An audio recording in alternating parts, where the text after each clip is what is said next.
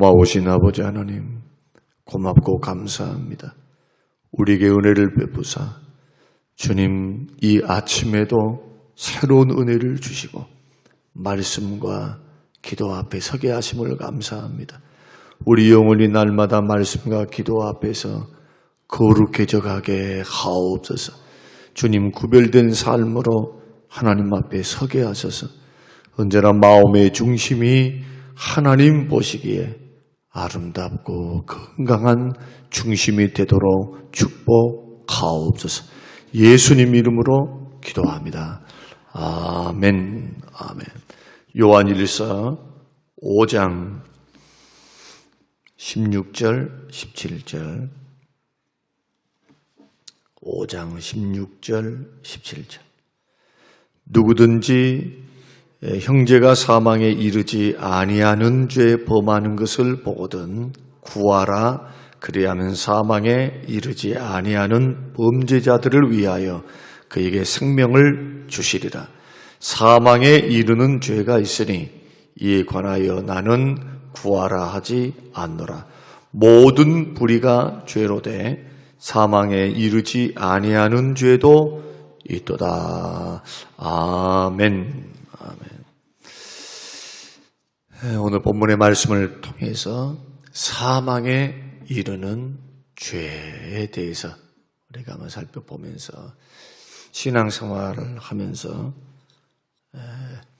우리가 조심해야 될 것, 교회 안에 들어와 있을 때 예수 이름으로 이야기할 때 우리들이 조심해야 될 그러한 사항들을 성경을 통해서 우리가 좀 살펴보면서 적어도 두 가지 부분에서는 우리들이 굉장히 조심을 해야 한다.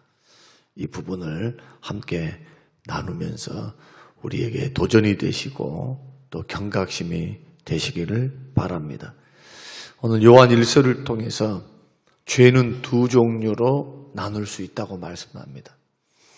그 첫 번째 종류는 용서받을 수 있는 죄, 또 하나는 용서받지 못한 죄.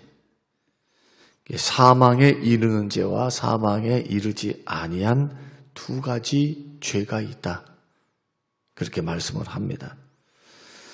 사실 예수 그리스도의 보혈의 피가 용서하지 못할 죄도 없고요. 용서하지 못할 죄뿐만 아니라 그 죄의 크기가 아무리 크다 할지라도 그 모든 죄가 용서를 받습니다. 그래서 죄의 경중과는 상관이 없이 예수 그리스도를 믿으면 죄 용서받고 영원한 천국에 들어가게 되고 하나님의 자녀가 되는 특권도 누리고 의롭다함을 받게 되기도 합니다. 그러나 사망에 이르는 죄가 있습니다. 결코 회개할 수 없는 죄가 있어요. 그것의 성경을 통해서 두 가지로 말씀하는데 첫 번째는 성령 회방죄입니다. 마태복음 12장 31절에 나오는 성령을 회방하는 자는 영원한 세계에서도 용서를 받지는 못한다. 성령 회방죄는 지우면 안 되겠죠. 두 번째는 히브리서 6장 4절에 나오는 성령의 은사를 맛보고 한 번 비침을 받고 타락한 사람들. 그러니까 예수 교회 안에 들어왔는데 성령의 은사도 맛보고 한 번 비침도 받았어요. 막 은혜를 받았다고 팔딱팔딱거려요. 그런데 다시 타락해서 죄된 길로 돌아간 사람. 이런 사람을 가리켜서 히브리서 6장에서는 뭐라고 말씀하느냐. 하나님의 아들을 십자가에 못 박아 현저하게 욕보인 죄다. 그렇게 말씀을 합니다. 그런데 사실 성령 회방죄가 뭐냐? 또 현저히 예수 그리스도를 십자가에 못 박혀 죽으신 예수님을 다시 현저히 욕보인 이 죄가 뭐냐? 이것은 굉장한 신학적으로 논란이 많은 그러한 죄에 해당한다라고 말씀드릴 수가 있습니다. 성령 회방죄에 대해서 정확한 그 정의를 우리가 내리기가 상당히 어려운데, 우리가 알 수 있는 것은 다음 기회에 이 두 가지에 대해서는 다음 기회에 제가 좀 설명을 해드리려고 합니다. 우리 신학적인 노선에서 성령 회방죄는 이렇게 이야기합니다. 그리고 예수 그리스도를 현저히 욕보인 죄는 여기에 해당합니다. 도대체 이런 사람이 어떤 사람일까? 예수 정말 믿은 사람일까? 쭉정이와 같은 사람일까? 중요한 것은 택함받은 믿음의 사람들은 이 두 가지 죄를 지을 수가 없어요. 소위 말해서 가짜들이에요, 가짜들. 교회에 들어와 있는 가짜들. 예수님이 말씀하신 것처럼 이 교회라고 하는 것은 알곡도 들어와 있지만은 쭉정이도 들어와 있는 곳이에요. 교회에 나오는 모든 사람이 다 알곡이 아닙니다. 가라지들이 있어요. 예수님 비유를 통해서 보면. 근데 가라지인가 아닌가는 몰라. 겉으로 봐서는 몰라요. 다 자랄 때까지.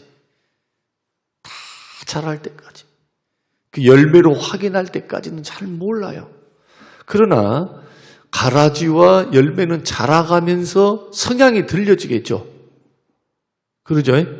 열매를 딱 따기 전에 이미 꼿꼿이 서 있어요. 가라지들은. 열매를 머금고 있는 벼 이삭들은 이렇게 고개를 숙이고 있고.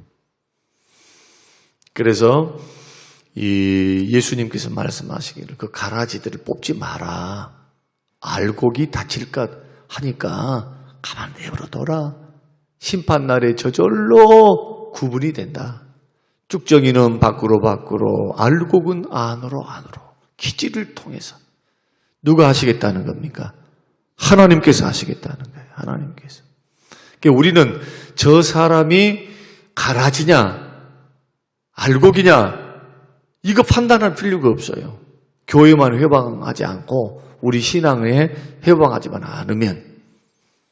중요한 것은 내가 가라지인가 알곡인가 구분하는 거죠.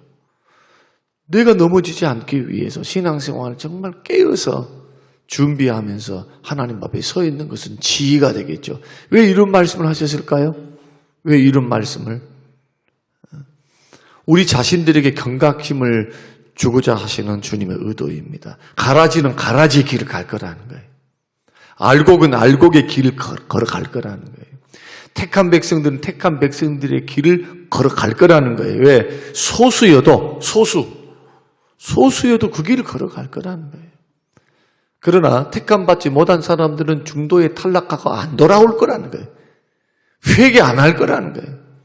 택한 백성들은 곁길로 갔다가도 돌아오게 돼 있어요. 인생 채찍과 사람 막대기를 통해서 주께서 징계를 하시면 그 징계를 통해서 아버지를 생각하게 돼 있어요. 자기의 죄를 생각하게 돼 있어요.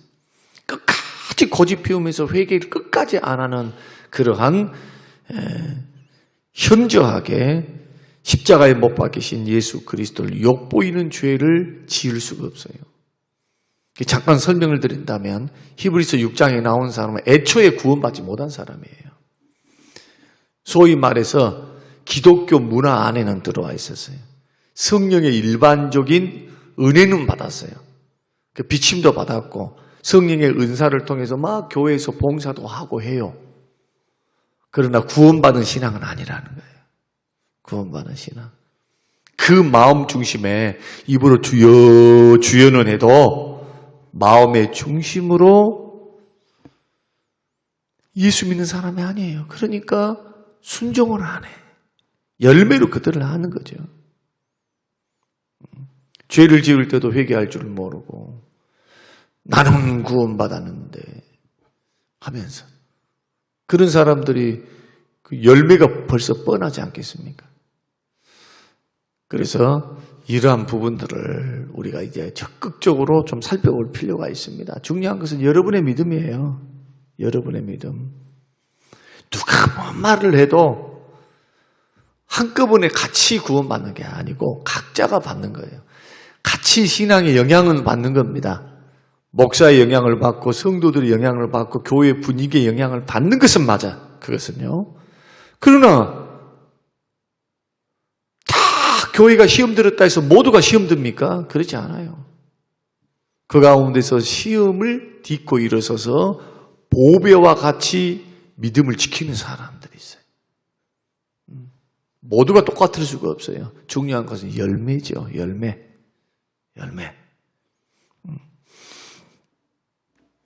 그러면 사함을 받지 못할 죄의 유형, 적어도 이 세 가지 정도는 사함 받지 못하지 않겠는가? 그렇게 추정할 수 있는 세 가지 부류의 사람들이 있는데, 첫째는 뭐냐?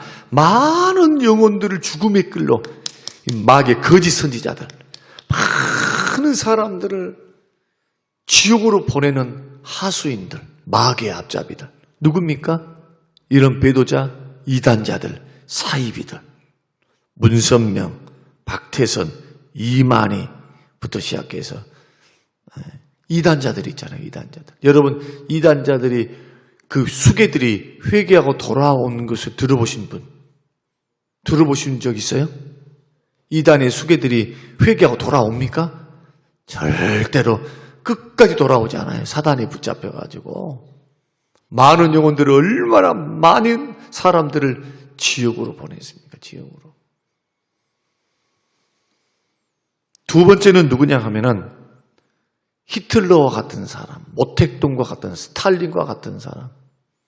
비록 목사의 아들로 태어났지만 또 스탈린은 목사의 아들로 태어났고, 김일성은 그 어머니 아버지가 다 예수 잘 믿는 사람들이었고,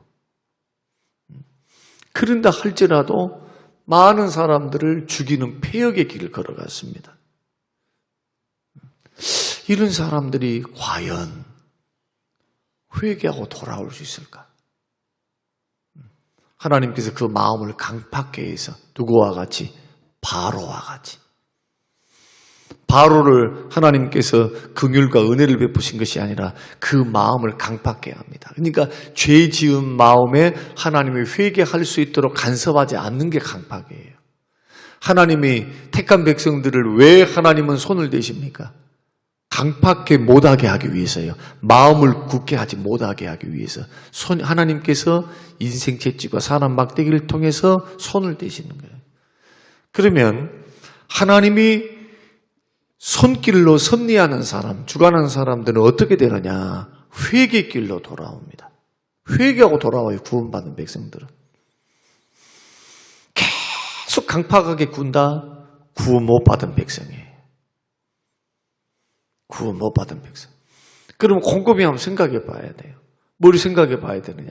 이런 폐역 무도한 자들과 혹시 이런 사람들과 닮아있지는 않은지. 우리가 믿음의 길을 걸어가면서 이것은 먼 나라의 사람들이야. 오늘 본문 요한 1서 말씀은 다 믿는 사람에게 하시는 설교 말씀이거든요. 예수 믿고 있는 사람에게 주는 말씀이에요. 무슨 히틀러나 스탈린이나 뭐 황제나 그런 게 아니에요. 이런 사람이 있다는 거예요. 이런 사람에 대해서는 기도도 하지 말래. 기도도 하지 말래. 오늘 이런 사람들에 대해서는 나는 구하라 하지 않노라. 기도할 필요가 없다는 거예요. 안 되니까. 그러나 사망에 이르지 않는 죄를 짓는 자들에 대해서는 기도하라. 그래 하면 하나님께서 용서하시고 그 사람들의 영혼을 구하겠다. 이것이 16절의 말씀이거든요. 죄를 범해도 사망에 이르는 죄에 대해서는 절대로 범해서도 안 될 것이고, 사망에 이르지 않는 죄, 이게 도덕적이고 인격적이고 잘 자란 죄에서 큰 죄에 이르기까지 십계명에 있는 죄, 불순종의 죄, 이런 죄들이겠죠. 그래서 우리가 성령 해방죄를 우리가 막 대놓고 하겠어요? 모르고 그럴 수는 있겠죠. 모르고. 그러나 모르고 한다 할지라도 택한 백성들은 그렇게 못한다니까요. 예수를 부인하고 예수를 욕하고, 아니면 사단, 미국에서 나오는 사탄 경배, 사탄교가 있어요. 사탄교. 고의적으로 하나님과 예수님을 모욕하고 사탄을 높이는, 사탄을 공경하고 경배하는 자들이 있습니다. 이런 자들이 성령 회방죄가 아닐까 그렇게 생각을 합니다. 이런 사람들은 정죄받을 가능성이 높다 이렇게 판단을 해요. 그러나 그 가운데서 회개하고 돌아올 사람이 있을 수도 있겠죠. 그래서 이 부분이 어려운 거예요. 굉장히. 그래서 다시 한번 정리합니다. 많은 영혼을 죽음의 길로 이끌어가는 이단자들, 배교자들, 이런 사람들은 끝까지 그 수괴들은 돌아오지 않습니다. 끝까지. 그런 예가 없어요. 문선명도 박대선도 다 그렇게 하고 죽었어요. 그 두 번째는 회개할 길이 없는 패역한 자들, 스탈린과 같은 자, 2천만 명을 죽였다. 모택동은 5천만 명이다. 오히려 히틀러만큼 악한 자들이었는데도 히틀러만 부각되어 있는 경향이 있어요. 이런 자들, 그리고 사탄 숭배하는 그러한 교회에 빠져있는 그러한 수괴들과 사람들.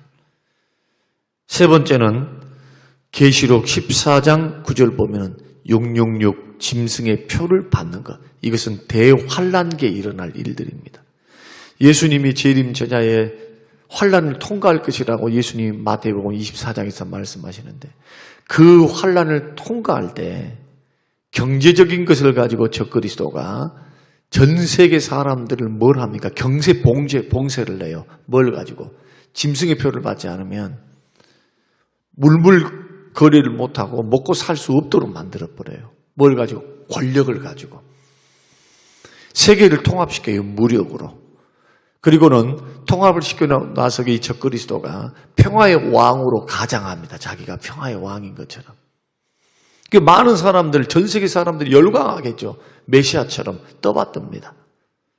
그런데 자기 실체를 아는 사람, 저자는 적그리스도구나, 성경이 예언하고 있는 적그리스도구나 라고 깨닫고 아는 사람들, 특히 믿는 사람들이겠죠. 이 믿는 사람들은 거부할 겁니다. 저항이 일어나요. 이 전 세계적인 저항에 믿는 사람들이 저항을 할 때에 뭘 시행하느냐? 경제 정책을 통해서 핍박을 가합니다. 그때 그 경제 정책, 상거래를 못하고, 이제 14장, 계시록 14장 집에 가서 한번 읽어보십시오. 상거래를 못하게 만들고 경제 봉쇄를 하고 가난과 어려움 속에 찌들려 있는 사람들이 666 표를 받게 돼요. 이 표를 받게 되면 자기 영혼을 팔아먹는 것과 똑같아요. 마지막 때에. 그래서 이러한 사람들은 다 사탄과 함께 영원한 지옥 유황 불못에 떨어진다.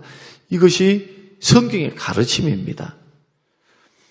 그래서 믿음의 길을 걸어가는 사람들이 우리가 조심해야 될 것, 마지막 때의 시험은 반드시 통과해야 돼요. 믿음으로. 그래서 계시록의 신앙은 뭐냐? 끝까지 믿음으로 이기는 생활입니다. 이기는 생활. 시험이 왔습니다. 고난이 왔습니다. 어떤 경제적인 압박이 왔습니다. 믿음의 길, 생명의 길 걸어가는 데 있어서 여러분 지는 버릇하면 안 된다니까요. 자꾸. 이기고 승리하는 버릇 해야지. 이기고 승리하는 길로 자꾸 나가야죠. 누가 그러니까 나도 그래요. 얼싸들싸 해서 거기 뭘라고 따라가요. 내 신앙의 줏대를 딱 가지고 주관을 가지고 분별을 하는 겁니다. 하나님 말씀 가지고 이건 죄된 길이구나. 이것은 시험의 길이구나. 이 길에는 마귀의 역사가 있구나. 이 길에는 성령께서 역사하시는구나. 성령께서 도전하시는구나. 감동을 주시는구나. 아버지의 뜻이 맞구나. 이 두 가지 길밖에 없어요. 무슨 회색 지대가 없는 거예요. 회색 지대가 없는 거예요. 두 가지 길밖에 없어요. 두 가지 길. 생명의 길, 사망의 길. 죄악의 길, 순종의 길. 죄악의 길로 걸어가다가 말씀으로 성령의 감동으로 깨달으면 회개하고 돌아와야 되고. 이게 구별된 생활이에요. 날마다 하셔야 돼요. 날마다. 내가 만약에 하나님 말씀을 따라 순종하여 걸어가면 담대함을 얻어요. 우리 계속 어제 그제 말씀을 드렸습니다. 주님이 기뻐하신 일을 하고 주님이 기뻐하는 일을 해요. 말씀에 순종을 하고 주님을 따라 걸어가면 마음에 담대함, 책망받을 것이 없어. 하나님 보실 때 내가 사람 앞에서 책망받을 것이 없는 사람 어떤 사람일까요? 말씀대로 마음의 중심을 다하여 순종하면서 그의 길을 걸어가는 거예요. 주님 사랑하면서, 형제 사랑하면서. 이런 사람들은 담대함을 얻습니다. 하나님 앞에서. 그 죄 짓고 살면 담대함이 오는 것이 아니라 성령께서 근심하세요. 우리 마음은 굳어져. 죄를 지으면 부들부들 안 해요. 인상이 험하게지고 말하는 것, 행동하는 것, 이것이 겸손이 하나도 반영이 안 돼요. 여러분, 예수 믿고 구원받은 사람들, 정말 성령의 은혜를 힘입고 살아가는 사람들이 그렇게 걸어갈 수 있겠어요? 그럴 수 없어요. 믿음으로 걸어간다 하지만 아직도 성령의 충만과 지배를 받지 못하고 육신의 지배를 받고 걸어가는 거죠. 열매로 여러분들을 확인하셔야 돼요. 열매로. 여기서 사망에 이르는 죄의 세 가지에 대해서는 제가 더 이상 거론할 필요가 없어요. 이런 죄가 있다라는 것을 여러분이 아시고, 더 중요한 것은 우리 자신들입니다. 우리 자신들이 어떻게 하나님 앞에 서야 되느냐. 늘 회개하는 심령으로 서셔야 됩니다. 죄를 멀리하는 생활을 해야 합니다. 하나님 뜻 가운데 순종하는 생활을 해야 합니다. 늘 주님과 동행하는 삶을 살아야 합니다. 온수 마귀가 우는 사자와 같이 삼킬 자를 지금도 찾고 있기 때문에 마귀의 밥이 되길 원하십니까? 마귀를 이기고 승리하기를 원하십니까? 자, 주변에 나를 중심으로 여러분을 중심으로 해서 지금 많은 사건 사고가 있죠. 일들이 있죠. 어려움들이 있죠. 가정 안에서, 교회 안에서, 이웃과의 관계 속에서 있을 거라는 거예요. 정치적인 견해를 따라서도 있을 거예요. 그러나 예수 믿는 사람들은 죄는 지어서는 안 돼요. 죄에 동참하면 안 돼요. 아, 이것이 하나님이 기뻐하지 않는 것이구나 하면은 스톱 하셔야 되고, 죄 짓는 길에 동참할 환경이면 그걸 멀리해야 되고, 이게 시편 1편 1절 2절에서 나오는 의인은, 복 있는 사람은 죄인의 길에 서지 않고 오만한 자의 자리에 앉지 아니하며 오직 주야로 하나님 말씀을 묵상하여 기록된 그 말씀대로 순종하며 살아가는 사람, 이 사람은 시냇가에 심은 사람과 같아요. 악인은 그렇지 않아요. 죄인의 길에 서서 지는 사람, 자꾸 지는 버릇하는 거예요. 지는 버릇하면은 습관이 붙어요. 습관이. 죄도요, 습관이 붙어. 자꾸 반복하면 그게 인격이 되는 거예요. 그 경건을 훈련하란 말이 그 말입니다. 그래서 자, 사망에 이르지 않는 죄에 대해서는 서로가 기도해 줘야 됩니다. 서로가. 하나님, 저 형제가 또 시험 들게 합니다. 하나님, 불쌍히 하게 달라고. 그 형제들을 위해서 기도해 줘야 돼. 주님이 우리의 죄를 용서하신 것처럼. 그리고 시험 들고 아파 있는 사람들에 대해서는 하나님께서 위로해 주시라고. 여러분이 위로자가 되면서도 그분들을 하나님께서 위로해 주시라고. 하나님, 위로해 주세요. 그러면서 나는 타산지석의 거울로 삼아야 됩니다. 나는 그러지 말아야지. 이게 갈라디아서 6장 1절의 말씀이에요. 온유한 마음으로 그런 죄를 짓는 사람들은 바로 잡아주고, 너도 그런 죄를 지을 수 있으니 너의 자신을 살피라. 그런 죄에 빠지지 말아라. 그 말씀이에요. 오늘 죄 문제 이야기했습니다. 누가 구원을 받고 구원받지 못할까? 최종적으로 알 수 있는 사람은 아무도 없습니다. 여기서 저와 여러분이요, 최종적으로 목사가 거짓말하지 않습니다. 여러분이 고백한다니까 여러분이 구원받았다, 믿었다 이렇게 인정해 주는 거예요. 최종적으로 심판대 앞에 섰을 때 그 최종적인 심판은 주님이 하시는 거예요. 주님이. 중요한 것은 뭐냐? 나는 구원을 이루었으니, 나는 구원받아 버렸으니 이제는 됐어. 이런 식으로 걸어가게 되면요, 마음에 확신은 있어서 좋아요. 그러나 아주 죄 짓는 것을 우습게 여길 수가 있어요. 결코 이것은 경건 생활에 유익이 못 돼요. 또 하나는 구원받지 못한 것 같이 막 벌벌벌벌 걸어버리면은 이게 정죄감 때문에 신앙생활에 발목을 잡습니다. 이것도 옳은 방법이 아니에요. 그러면은 더 지혜로운 방법은 뭐냐? 성경 66권을 통해서 깨닫는 것은 분명히 믿음으로 구원받아서 나는 하나님의 자녀됨에 대한 확신을 갖는 것은 굉장히 중요하다. 그러나 이것으로 만족해서는 안 된다. 죄와 싸우시기를 바랍니다. 죄와 싸워야 돼. 마귀와 싸우고, 죄와 싸우고, 불의와 싸우고, 주의 말씀을 따라서 순종하고, 약하고 부족하니까 늘 회개 생활을 하면서 말씀과 기도로 거룩해져 가니까 말씀과 기도 앞에 늘 머물러 서서 영혼을 단장하는 것.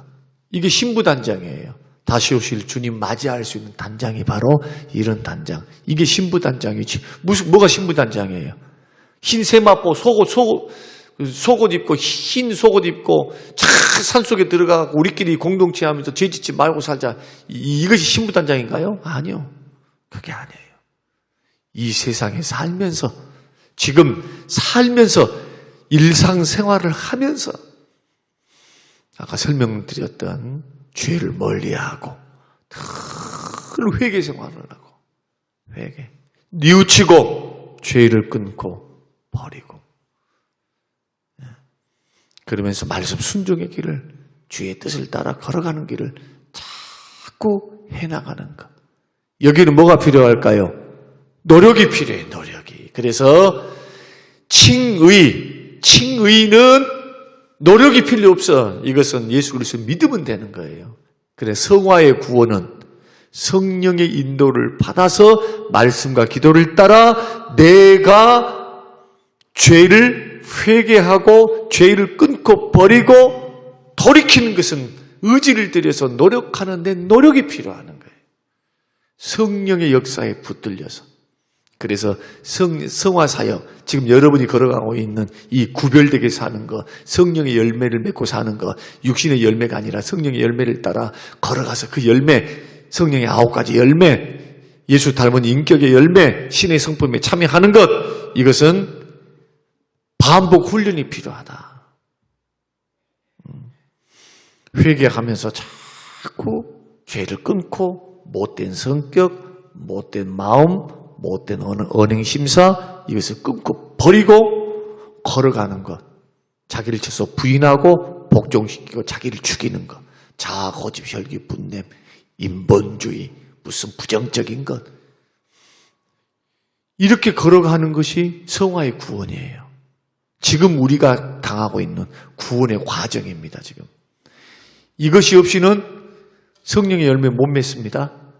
그래서 칭의와 성화의 구원은 하나예요. 절대로 나는 한번 구원받았으니 영원히 구원받아서 끝! 아닙니다. 구원이 남아있어요. 성화의 구원, 달려갈 길이 남아있어. 믿음 지키는 것이 남아있어요. 그리고 구원의 최종적인 완성은 언제 이루어집니까? 예수님 재림 때 우리 죽었던 몸이 부활을 해요. 살아서 주를 보게 되면은 몸이 영화로운 몸, 천사와 같은 몸, 그리스도와 같은 몸으로, 영광스러운 몸으로 변화되어서 예수 그리스도를 만나게 돼요. 영원한 천국에 들어가는 것, 이것이 구원의 완성이에요. 사랑하는 성도 여러분, 여러분 신앙생활은 어떠십니까? 나는 해당이 안 되니까 괜찮아. 아니요. 목사님 제가 바라볼 때 저 자신도 날마다 회개하고 날마다 특히 형제 사랑하는 거. 여러분 다른 방법 없어요. 하나님 사랑하는 것만큼 요한 1서가 말하는 것처럼 형제 사랑하는 것, 형제 사랑 허단 허물을 덮어요. 기도 많이 하시기를 바라고, 여러분 교회 생활에서는요, 사랑 이외에 다른 것 하려고 하지 마세요. 사랑으로 봉사하는 것이에요. 사랑으로 사명도 감당하는 거고, 사랑으로 형제를 대하는 거고, 사랑은 무례하지도 않아요. 사랑은 온유합니다. 사랑은 오래 참습니다. 이 이상 더 주님이 말씀한 게 뭐가 있어요? 특히 이 두 가지, 하나님 사랑과 이웃 사랑에 있어서는 물러나지 말고 여기에서 꼭 승리해서 여러분 죄 짓는 길 걸어가지 마시고 여러분의 영혼을 단장하시는 저와 여러분이 되어서 여러분, 우리 가운데, 저는 성림교회 가운데 구원받지 못할 자가 한 사람 없게 되시길 바랍니다. 주님 앞에 섰을 때 야야 내가 너에게 영혼을 맡겼는데 하시면서 책망받을 수도 있겠죠. 제가 잘못 가르쳐 놓고 거기에 대해서는 말도 안 해놓고 그러면 하나님 앞에 큰 책망을 받게 될 거예요. 여러분들은 반드시 구원의 반열에 서서 죄를 이기고 승리하는 길, 할렐루야, 천국 가는 그날까지 영적인 긴장을 놓치지 말고 전신갑주를 입고 죄와 마귀와 싸워서 이기고 승리하는 길을 꼭 걸어가시는 우리 모든 성도님들이 되시기를 주님의 이름으로 축원합니다. 고마우신 아버지 하나님 감사합니다. 고맙습니다. 우리에게 사망에 이르는 죄와 사망에 이르지 않는 죄에 대해서 우리에게 말씀해 주신 주님, 교회만 왔다 갔다 하고 교회 나왔으니 나는 됐어, 나는 믿고 있으니 됐어, 안심하는 어리석은 인생이 되지 않게 하옵소서. 나의 신앙과 삶이, 믿음의 길이 주께서 말씀하시는 그 말씀을 따라, 이종표를 따라, 주의 뜻을 따라 죄를 이기고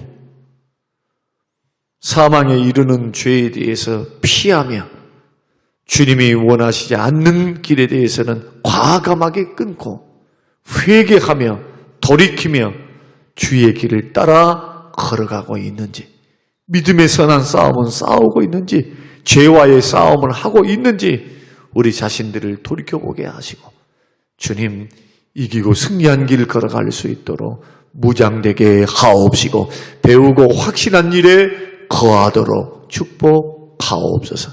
감사드리오며 예수님 이름으로 기도합니다. 아멘.